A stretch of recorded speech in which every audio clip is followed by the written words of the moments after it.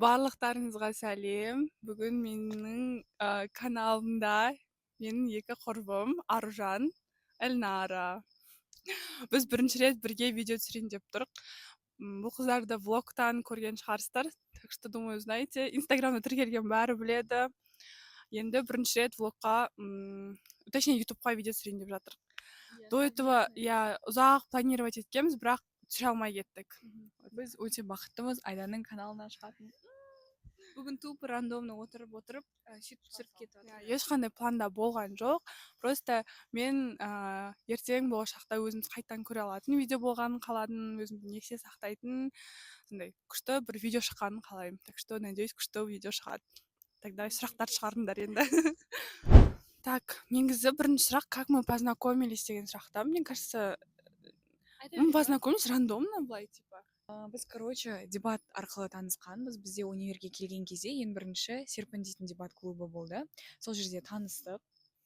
И бірінші көрген кездегі ой менде біз бірінші неде бірге болдық жиналыста.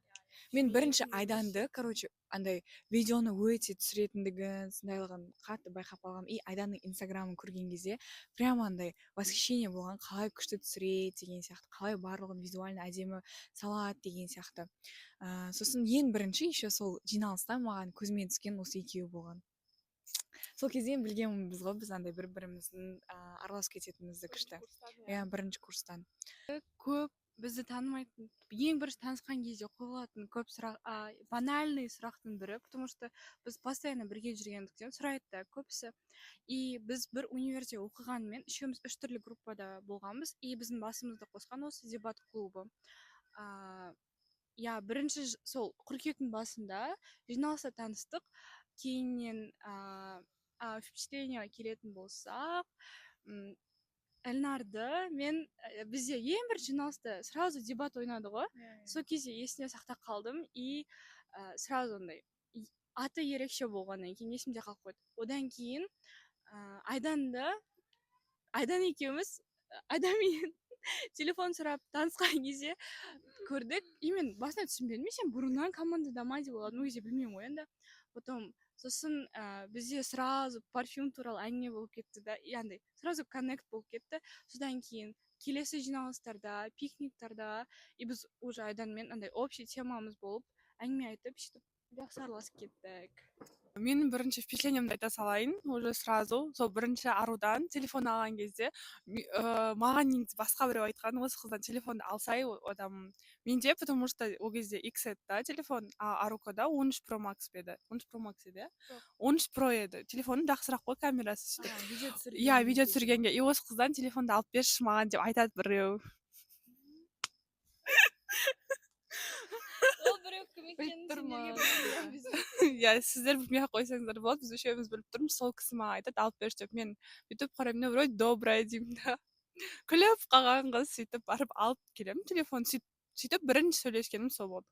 Эльнармен бірінші сөйлескеніміз есімде емес, бірақ бірінші впечатление мына қыз дебатты жынды ойнайды екен деген, потому что дебат, ол кезде мен дебаттың не екенін білмей клубқа келгенмін ғой. Басында Эльнардың ойнағанын көріп, аузым ашылып қалған, реально еще обычно өмірде Эльнар басқаша сөйлейді да, дебатта прям тарс деп сөйлейді ғой, содан кейін бүйтіп аузым ашылып қалған сол кезде. Мен сені айтпаппын ғой.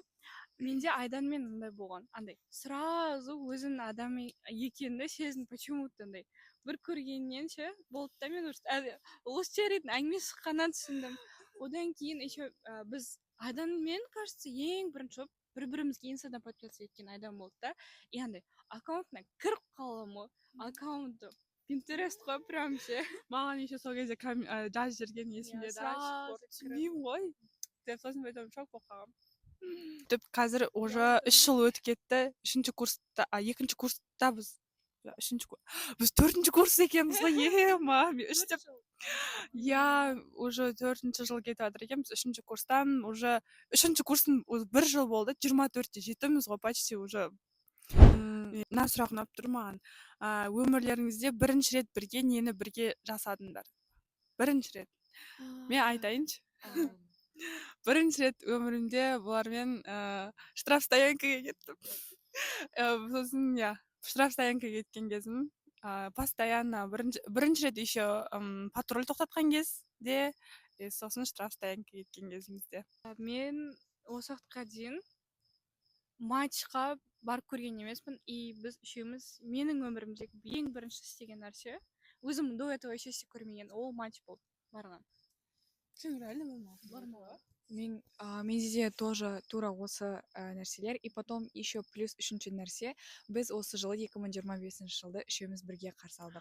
Менде осы уақытқа дейін тек семьяммен қарсы алатынмын, ал осы жылы 2025 жылды біз үшеуміз бірге, үшеуміз ғана, басқа артық ешкімсіз қарсы алдық. Үйге үйдегілермен емес, үшеуміз бірге қарсы алдық. Келесі сұрақ, бізде ұрсып қалған кезде ұрсымызда конфликті біз қалай шешеміз, если ол болса? Бізде кажется, андай қатты конфликт болмаған, да? Бізде конфликт болмаған, андай ұрсып, бір-біріне айқайласып, ұрысқан нәрсе болмаған. Білмеймін, негізі былай қарап тұрсаң, характерларымыз үшеуміздің де сложный. Да, мысалы, білмеймін, бірақ мен енді ұрысқа мен өзім ұрысқа жақын адам емеспін да. Екі кісілермен де бірақ ұрыспағам. Бұлар да өз арада ұрыспаған бір-бірімен. Бірақ конфликт, недопонимание болған кезде, мен мысалы қашып кетем. Мен ондай нәрсе ұнатпаймын, мен сөйлесе алмаймын адаммен. Мен либо жылап қалам, либо лучше маған оны телефон арқылы шешкен оңайырақ та. Иә, жазып жіберіп, мен өмірде адаммен сөйлесе алмаймын, потому что сразу эмоцияға беріліп кетем. Айта алмаймын, менде комок в горле, и маған андай лучше отырып бәрін жинап сообщением жазып жүрген оңайырақ та. Бірақ бізде недопонимание болған кезде сөйлесіп үйреткізді да екеуі. Мен қашып кететін болсам да, жоқ, сен қазір не істеп кетесің, лучше өмірде сөйлесеміз деп солай үйретті. Бізде, короче, еще конфликт болғанда, андай қатты конфликт болмайды, но мысалы біз Айдан екеуміз чуть-чуть былай сөзге келіп қалған кезде Ару жүреді ортада. И Ару мен Айдан болған кезде мен жүрем. И иә, мен ғой самый андай солай, короче, екі адам не істесе, үшінші адам ортада соны былай қосушы болып жүреді бізде. Кто из нас чаще влюбляется? Көп ғашық болатын? Ол мен шығар. Мен потому что мен өзім білем, мен андай қатты романтизировать еткен жақсы көрем. Сосын көп нәрсеге Сен потому что өзің внимательныйсың ғой, и соны андай бір жесті, признак деп или басқа бірдеңе деп ойлап қаласың. Иә, мен андай бір көрген адамды, ой, менің махаббатым деп санап қалатын әдетім болған. Бір жыл бұрын десең, иә. Но екеуі көзімді ашты десе. Шынымен де мен өте андай ғашық болып қала беретін адаммын, бірақ та түсінген нәрсем ол дұрыс емес екенін. Дұрыс емес, енді типа эмоцияға берілмеу керек екенін түсіндім. И барлық адамға қазір уже ондай нәрсем жоқ ше. Бұрында қатты, иә, розовый очким жаман қатты болатын, солай. Менде де тура сол Айдан, короче, ең самый андай ғашық болатын. Махаббат историялары болатын бізде Айдан. Достар, кринж историялар. Менің ойлау, қай жерін бастаған жоқпақша. Менің ойымша да емес, негізі по факту келгенде ол Айдан, мен бірақ оны жаңа Айдан айтып тұр ғой, дұрыс емес екенін білемін деп. Ол нәрсе дұрыс емес, просто оны бір өзінің уақыты келгенде көрсету керек сияқты, и нақты бір планка болу керек. Может, ол сендегі махаббаттың көптігінен сен соғайынан жақсы нәрселерді көбірек көресің да, чем бізге қарағанда. Потому что біз Айдан ақжүрек деп айтамыз, ол өйткені сондай, өзі сол нәрсені бере алатын болғаннан кейін басқалардан да сол нәрсені көреді, даже жоқ болса да көреді да ол нәрсені, и сол үшін көбінесе ұнатып қалатын адамдарды Айдан. Еще Айданда, короче, язык любви, подарка, да, и сол нәрсесімен Айдан андай ерекшеленіп тұрады. Мысалы, мен самый андай өте неожиданный болған кез, ол жаңа айттым ғой, біз үшеуміз бірге жаңа жылды тойладық деп. Сол кезде, короче, Айдан бізге просто осылай видео түсіріп атамыз, и артымыздан подаркамен келеді ғой. Оны хотя біз Ару екеуміз ойламағанбыз да. Сөйтіп Айдан, короче, бізді солай қуантқан жаңа жылда өзінің подаркасымен. Ол дейтін жақын адамынан алу, еще саған керек нәрсені біліп, соны подарить етсе, мысалы, әңгіменің барысында осы нәрсе керек ет деп айтып қаласың ғой, и сол нәрсені Айдан прям андай ойында сақтап қалады да, сол нәрсені подарить етеді. Сол нәрсесін мен өте жақсы көремін, бағалаймын. Потому что менің язык любым реально подарка. Мен адам біреуді жақсы көрсем, мен оған бірдеңе сыйлағым келіп тұрады. Постоянно сондай бірдеңе айтып қалады ғой, сол нәрсені алып бергім келіп тұрады. И менде язык любви еще забота. Мен андай, бірақ өзім жақсы көремін деп айта алмаймын да. Я мен бір жаман, мен жақсы көремін деп айта алмаймын. Или там қазір енді более-менее уже кішкене үйреніп келе жатырмын. Мысалы мен бірақ осы күнге дейін не өзім ата-анама да, не құрбыларыма да жақсы көремін деп ешкімге айтпағам да ше.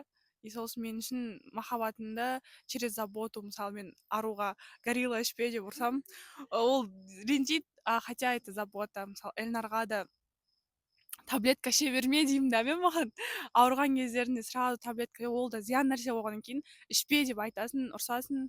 Мысалы мен үшін ол язык любви да. Ал егер мен адамды жақсы көрмесем, маған мысалы бәрібір болатын еді. Не ішсе де, ұйықтаса да, ұйықтамаса да, ішсе де, шексе де деген нәрсе сияқты ғой, короче. Вот солай. Жоқ, ішіп шекпейміз, ну примонтка былай алғанда айтып жатырмын да. Күшті вопрос екен. Достығымыздың осы дос болып жүргенімізде бір бірімізден ең үйренген зат, типа ең күшті үйренген зат. Менде жоқ качество, но үйренген, и ол нәрсені база деп қабылдаған нәрсе ол күште тұрыңдар, не айтайын деп отырмын. Мен Айданнан адамның көңіліне қарап сөйлеуді үйрендім. Потому что мен андай аузыма не келеді, соны айтып жүремін да, на эмоциях болсын или басқаша болсын. Айдан уже ситуацияға қарайды, и адамның көңіліне қатты қарап сөйлейді. Соны үйрендім десеге. Одан кейін Эльнардан мен үйрендім, сенің жақсы көретін адамың үшін не істеуді. Жоқ, қалай айтса болады? Сенің жақсы сенің жақсы көретін адамың үшін любой нәрсеге көзіңді жұмып қарауға болатын. Потому что андай көп нәрсеге келіспейтін нәрсеге Эльнар кейде келіседі. Просто мысалы бағанада мен андай аптекаға баратқан кезде де Эльнар айтты ғой, мен барайын ба деген сияқты. Хотя ол өзі барсы деп тұрған жоқ қой енді. Бірақ андай ладно, типа, сен үшін барам. Бірақ ол андай қатты жақсы көретін адамдармен ше. И жаңа таныстықтар болған кезде, мысалы, менің тарапымдағы адамдармен Эльнар таныстыратын болсам, Эльнар оларға жаман впечатление қалдырмайды. Соларға жақсы аура создавать етеді. Типа, менің артымды жабады деген сияқты ғой. Мен айтайын деп отырмын негізі. Короче, тура осы нәрсе айтайын деп жатқам. Мен арудан үйренген нәрсем. Короче, тура жаңағыдай, мен мысалы екеуінде де ол нәрсе бар. Аруда или Айданда мен мысалы олар танымайтын подругаларымен или олар танымайтын адамдармен апарып таныстырсам, олар мені ұятқа қалдырмайды еш жерде. Вот мен подругаларым деген сияқты нәрсені олар соған тұрып береді, короче. Чукетші айтқанда. Достойный. Сосын Айданнан үйренген нәрсем, тура сол жаңағы нәрсе, короче. Адамдар қалай, мысалы адамға даже андай кейде адамдарға көрсетпейтін кезде де біз ашуымызды көрсетіп жібереміз ғой, и ол нәрсені Айдан ше кәдімгідей ұстай алады. Айдан андай кәдімгідей сабырлы болады ше. Адамдармен мысалы біз кейбір адамдарға шыдай алмаймыз да. Неге олай жасай береді, неге үйте береді деген сияқты. И Айдан ол нәрсенің бәрін түсінеді кәдімгідей. Сол нәрселерді үйрендім. Негізі көп ше ондай нәрсе. Просто қазір момент есіме түспей тұр. Мен мүлдем есіме түспей тұрса, андай бірдеңе айтып ашады. Мысалы, Айдандан андай нәрсе бір не ұмытып қалдым ше. Басында тұрған сосын Айдан, короче, андай. Жоқ, просто бұл Айдан ютубына шығады да, сол үшін Айданды мақтау керек десе. Ойнап айтамын, жоқ. Айдан сосын андай жаман забота көрсетеді. Мысалы біз азында ұйықтап жатамыз ғой, и ол магазин андай жұмыртқа алып келіп, сосын соны қуырып, бізді оятады. Завтракқа тұрыңдар деп. Тағы Айдан деп басысың. Жоқ, мен енді өзімізде жоқ нәрсе айтадық қой. Мен Айданнан, мысалы, бізде Эльнар екеумізде қатты барда, біз өз позициямызда қатты тұрып қаламыз прям. Айдан, типа, өз позициясынан шығып, басқаларды түсіне алады да. Яғни, біз мысалы, типа, бір тастың бергі бетін көрсек айдан соның төрт жағын көріп алады ғой, короче сондай сөйтіп қараймыз. Болдық мақтық айт енді. Мен полный противоположность айтайын қазір екеуіне де. Прям отдельно айта алмай тұрмын да, есіме түспей тұр ештеңе былай бөліп айтатын, но екеуіне айтамын да. Мысалы мен үшін типа достық осы екі адамнан алған қарым қатынасымды айтайын. Өздері айтып жатқандай, мен сондай адамдардың бәрін түсінемін, анау мынау бәріне қатты эмоциямен қараймын, ал екеуінен мен өзіңді бірінші орынға қоюды үйрендім. Менде бұл қасиет жоқ еді. Екеуі маған осыны үйретті. Адамдардың бәрін түсінбеу керек екенін үйретті. Бұл екеуі менен түсіну керек екенін үйретсе, мен бұлардан түсінбеу керек екенін түсіндім да, потому что сен басқа біреуді түсінген сайын мен өзімді постоянно екінші орынға қоятынмын да. Мен үшін басқа адам, мен жақсы көрген адам бірінші орында тұрады. Жақсы көрген адамдар мен үшін постоянно бірінші орында тұрып, өзімді екінші орынға мақұл деп отыра беретін, или там қоя салшы деген сияқты. Бірақ екеуі маған қалай айтсам болады, өзіме ондай қарым қатынас жасауға болмайтынын үйретті. Мен сол үшін өте қатты благодарна, потому что мен үшін бұл нәрсе өте менің өміріме қатты повлиять етті. Мектепте алмаған көп нәрсені достықта мен мысалы осы екі қыздан алдым. Даже менде бірінші екінші курста прям қатты жақсы араласқан подругаларым болды, енді бірақ былай араласқан болмады да. Мысалы біз 24-те жетіміз да. Еще андай әсер ететіндей достық. Иә, андай мысалы мен көп адам білмейтін нәрселерді бұларға ашық айта беремін.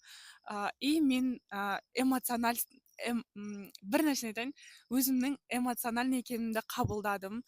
Мектеп кезде маған постоянно бәрі ұрса беретін, типа сен жылауықсың. Мен бірдеңе болса жылап қала беремін. Қазір де жылағым келіп отыр. Ол ше, андай ол бағалайтын качество. Жоқ, вот мысалы маған үйдегілер де ұрсатын, сен көз жасың дайын болып тұрады постоянно. Мектептегілер де сен жылауықсың, или там біресе жылап қаласың, анау мынау деп беретін еді да енді. Ал мысалы мен енді одан кейін біреуге көз жасыңды көрсетпеуге тырысасың ғой, сөздерден кейін. Ал екеуінің қасында наоборот, мен эмоционалистің жақсы екенін, ол жылаған нәрсем жаман емес екенін түсініп, тоже ол нәрсеге уже нормально қараймын. Вот, даже бір ситуация болған кезде мен уже ойладым да, бұлардың миын жеп қойдым ғой деп, потому что ол нәрсе мен айта бердім, и өзім басқа жаққа кетіп қалғанмын ғой жылауға.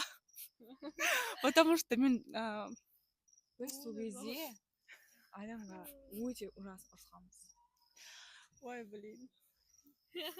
Жаным жылауы өзі. Мен уже ойлайсың ғой, надоелін шығарып жүрген шығармын деп кетіп қалдым да, өзім басқа жерге жылап келейін деп, потому что уже шыдай алмай кеттім. Үйде болмаған бұл екеуі, по-моему, кезде. Сөйтіп мен үйден кетіп қалдым. Сөйтіп жылап болғаннан кейін соңында уже келдім қастарына. Еще не болды деп сұраса, вообще жылайсың ғой. Тоқтамай жылай, еще машинада кетіп бара тұрмын ғой, пофиг қой, жылап кетіп баратсын. Сөйтіп бірақ кейін өздеріне не үшін айтпайсың, не үшін айтып кетпейсің дейді. Сосын қой, сендер надоелдерін шығарған шығармын деп ойласам, сөйтіп екеуі маған ұрысып берді. Одан кейін уже ондай нәрсе жоқ. Вот, сол айта берсең негізі көп. Мен де бірден айтайын деп тұр, ұмытып қалдым. Бір неде ұмытшақпыз. Жаңағыға байланысты ғой, короче, эмоцияға байланысты. Айданға бар емес па? Бәрін Айдан деп айта берсең. Айданға, короче, мысалы, бір ұрыс қалған кезде, короче, андай бір мен сені жақсы көремін, негізі олай болмау керек болған, анау деп айтасың ғой. Айданға мысалы, Айдан сен айтса енді, неге ренжіді, неге болмаса андай жақсы көретінді, не десеңше вообще айтпайды. Айданға андай, сен аны айт деп никак айтқыза алмайсың. Ол өзі айтпаса, өзінің ішінен шықпаса, ол айтпайды. Даже біз, короче, екеуміз президентский паркта барған кезде, ұрысқан жоқпыз енді, ренжісіп қалдық сөйтіп, короче. Айданның айдан айтпайды ғой, ештеңе айтпайды. И біз сол жерде машинадан шығып, машинаның сыртында бір сағаттай отырғанбыз, еще қыстың кезі ғой. Көрдіңдер ма, андай жігітпен отношение сияқты ғой бұл ше. иә уже бізде сондай, біз еще тем более 6 айдай уже бірге тұрып жатырмыз да. Бізде мен алдан ойланып жаттым, бізде реально андай толып қалды. Не айтып жатқан едік? Так. Сол ұрысып қалған кезімізде, иә, бұл бірінші рет ұрыстық, потому что негізі ұрысатын причина болған жоқ особо, бізде недопонимание болды ол кезде. Мен айтып жатқан едім ғой, біз отношенияның уже барлық периодын өтіп жатырмық деп ше, мне кажется, вот это, да, бізде потому что знакомство болды басында, потом уже конкретный периодный букетный период болды бізде. Біз ол күнде кафеге барамыз, күнде еще ше, күнде бір жерге барамыз, машинаға отырамыз, кетеміз. Потом уже бізде совместная жизнь, иә, бізде қазір совместная жизнь, да, уже бізде уже быт. Біз көп қазір бытқа кіріп кеттік, мне кажется, мен уже семейный паралар түсініп бастадым, да, потому что быт деген ол уже сен 24-те жеті бір адамменсің, и ол жерде уже реально кейбір кезде недопонимание өте қатты болады, если адамды не выслушать или не понять, и мен қатты эмоцияға берілмеуге тырысамын, хотя кейбір кезде бергім келеді. Вот. И еще біз Астанаға барғанымызды айтқан жоқпыз ғой. Влог бар ғой соның? Ой, Астанада влог бар, иә, короче. И ол кезде де мысалы біз Астанаға бір-ақ күнге барып келдік та. И сапарға, короче, адамды танығын келсе сапарға шық деп айтады ғой. И сол кезде бір-бірімізге вообще қатты жақын болдық. Біз андай үшеуміз шықтық қой енді сол жерде. Аэропортта мысалы ұйықтадық қанша уақыт. И ұйқымыз қанбаған да, үшеуміз де андай ұрыс қалмайық деген сияқты қылып бір-біріміз, иә, погода ужасно еще. Бір-бірімізге қатты андай сөйлемей, артық ештеңе айтпай, сосын тек қана андай әдемі бір андай атмосфераны ұстап барып келгенбіз. Иә, сөйтіп, бір-бірімізге артық сөйлеген жоқпыз. Иә, бір-бірімізге артық сөйлегенбіз. Сөйтіп ертең енді Алматыда Қайрат пен Ралдың матчына барғымыз келіп жатыр, бұйырса. Барсақ ол жақтан да не саламыз. Мынау не үшін звондап тұр саған? Бізде андай азында тұрған кезде бірімізге тырысып жүреміз да, сөйлеспейміз ше, бір-бірімізбен сөйлемейміз, үшеуміз де телефонда, сосын тамақ жеп аламыз да. Сосын бар. Тамақ жеп алғаннан кейін уже бір-бірімізбен, мысалы бүгін де азында бір-бірімізбен сөйлескен жоқпыз, тамақ жеп алдық, сосын барып уже андай Мен бірақ бір-бірімізге. өзім сондаймын. Иә, барлығы андай азанмен бүйтіп не істей бермейсің ғой, уже андай да. Бізге андай керек емес та, біз азынан тұрып бір-бірімізге, о, жаным, күнім деймін, типа, это не важно, потому что понимаешь, что әркімнің әртүрлі настроениясы болады, әркімнің өзінің причинасы болады деген сияқты, больше түсініспеушілікпен қарауға тырысасың, эмоцияға бермей. Бір байқағаным ше, андай нәрсе жоқ. Андай басқа нелерді жамандап айтқаным емес, кейбір нелер мысалы араласады ғой, андай бір-біріне айуан, мал, бірдеме деген сияқты араласады ғой. Мысалы біз вообще бір-бірімізге қатты олай сөйлей алмайды екенбіз. Ну андай қандай идеальный отношение анау деген нәрсе де керек емес. Шли ондай идеальный емес деп те айтпаймын, бірақ жаңағыдай қатты артық кету жоқ екен бізде ше. Көбіне адамдар жақын болған кезде сондай нәрселер айтады бір-біріне деп не істейді ғой. Но хотя бізде ондай нәрсе жоқ. Мысалы біз бір-бірімізге мал, айуан, бірдеме деген сияқты сөздерді вообще айта алмайды екенбіз. Но чуть андай арасында не сөздер шығып кетпесе, ондай нәрсе жоқ. Арасында бір ойын ретінде біліп тұрамыз да, но мне кажется, бір-бірімізден ондай ауыр сөз біз мен көтере алмайтын сияқтымын. И тем более мен үшін дружбада, не то что дружбада, бүкіл адаммен бірінші орында уважение болу керек деп ойлаймын, потому что уважение болмаса ол қарым-қатынас уже қадірі кетеді соңында. Сен күніге, наоборот, біз бір-бірімізге жақсы нәрсе айтқан сайын жақсы бола бересің ғой. Комплимент естіген сайын, не естіген сайын. Біз андай комплимент айтамыз да, бірақ ше андай жаным, айым, күнім деген нәрсе де жоқ бізде ондай. Пикми емес. Мен пикмин десең, мен еще бұл екеуіне үйренген нәрсем комплимент айту. Мен вообще комплимент айту. Мен өмірімде ешкімге комплимент айтпайтын. Мен комплимент потому что естімейтін. Типа, арасында бір-екі бүйтіп естіп қаласың ғой, но естімейінен кейін мен де айта алмайтындаймын. Айтқым келіп тұрса да мен ұялатын айтуға. Ал екеуі маған комплиментті просто так айтуға болатын ретті. Вот. Была ли ситуация, когда я реально тебя поддержала, и ты это запомнила? ондай нәрсе көп қой негізі. Но менде ең қатты есімде қалып қойған нәрсе маған ғой, сендерге емес. Маған болған нәрсе ол, мен тарыда жұмыс істеген кезде менде 12 сағат 14 сағаттап смена болатын еді. И сол кезде адамдармен жұмыс жасаған қиын ғой. Мен сосын жылағанды біреуге көрсете алмаймын да, тем более өзім қол астымдағы коллегаларыма көрсете алмаймын. И сол кезде ужасный, біріншіден менде прям реально сложная ситуация болды да. Адам жеткен жоқ, и уақыт жетпей жатыр, қатты қиын болды. Сосын бұлар сол кезде мен типа айттым да, жоқ, мен әзір қайтпаймын үйге, маған келмей ақ қойыңдар деп, мен алып кететін еді ол кезде. Сосын бұлар тұрып қумаш деп сөйтіп келіп, мен алып кетіп, мен бұларға жылап, мен сол кезде типа оказывается жылап, біреуге жылап ішіндегіңді шығарсаң болады екен, и олардың саған керісінше энергиясы өтеді екенін түсіндім. Мен арудың жылағанын бірінші сол кезде көргенмін. Потому что реально қиналып кеттім да, мен сол кезде андай. Хотя мен ол нәрсе маған керек те болған жоқ деп ойладым. Және келмей ақ қойыңдар дедім ғой сол кезде. Маған поддержка керек деп ойлаған жоқпын, бірақ андай. Уже көргенде жылап, типа сендер, болды нормально деп. Одан кейін тамақ ішуге барып сөйтіп көрсе, ұмтылып күшті настроением. Ол кезде біз бара жатқанбыз аруға, как всегда, и потом келмей ақ қойыңдар дейді да, басында сөйтіп жұмыстан кеш шығатын шығар деп ойлады да, біз үйге қайтып бара жатқанбыз, как раз Саттархан үйге бұрылайын деп жатырмық қой, сөйтіп барып, мен вообще қайтпаймын деп жазып жібереді. Сөйтіп мен айттым, мына қыз қуама деп, Эльнар екеуміз ашуланып қайтып тарыға кетіп, жұмыстың алдында күтіп тұрғанбыз. Мен және айттым ғой, сол жылап қалған кезімде сөйтіп кетіп қалдым. Кетіп қалғаннан кейін маған ұрысқандар, не үшін кетіп қалдың деп, сол кезде поддержканы қатты не істедім, сезіндім. В целом всегда любой нәрседе, мысалы біз аварияға түстік.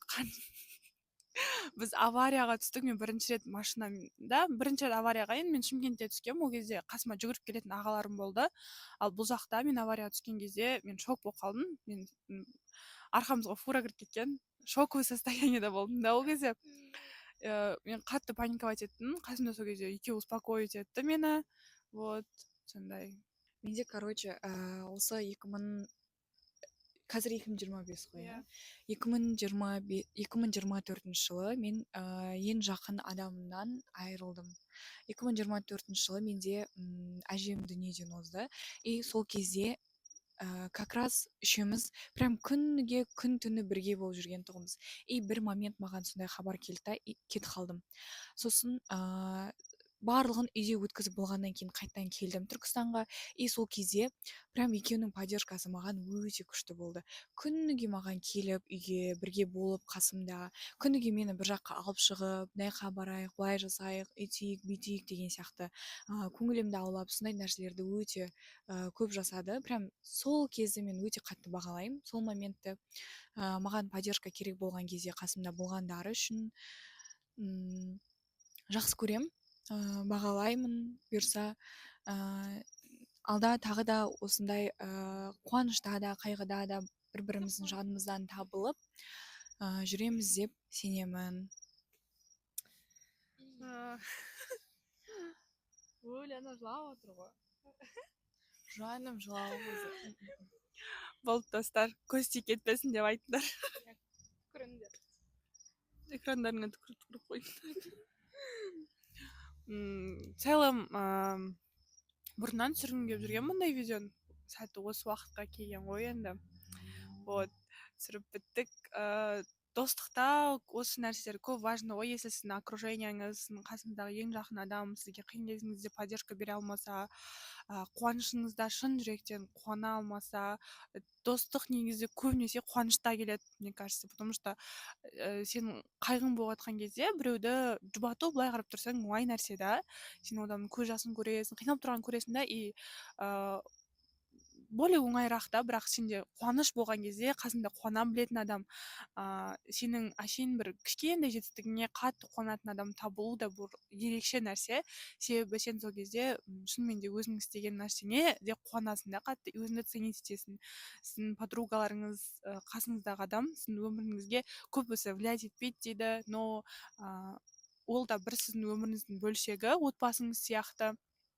сол үшін достарыңызды жақсылап таңдай біліңіздер, себебі ол да көп нәрсеге қал иә влиять әсер етеді. Вот сол мен мысалы бір жылда өмірім қатты өзгерді, и соның 50% реально осы екеуінің арқасында шығар, потому что мен реально екеуін әкемнен, анамнан көп көрем, інілерімнен көп көрем, почти күнде көрем ғой. Осы бір жылда көрмегенім бір ай ақ шығар.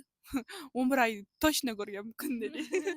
Қуаныш пен қайғыға байланысты, мысалы Айданның айтып жатқан нәрсесі ол прям 100% нәрсе. Көбісі айтады ғой, қуанышыңда андай келетін адамдар көп, бірақ қайғыңда табылатын адамдар аз деп айтады ғой. Ол негізі Айданның айтып жатқан нәрсесі, мысалы қуанышқа қарай сен үшін реально қызғанышсыз қуана алатын адамның болуы бағалы. Түсінікті бір нәрсе айттың ба өзі? Мен бұны қай кезде түсіндім айтайын, мен машина алған кезде түсінген шығармын. Біз ол кезде бірінші кезде мен екеуін машинамен алып кеттім. Менің басқа подругаларым былай қуанбаған шығар. Мен потому что енді айта алмаймын, прям маған күшті новый машина берді деп та. И машина, ну, обычная машина. Машина обычный, ну андай прям салоннан емес, күшті машина емес та. Мен бірақ бірінші машинам болды.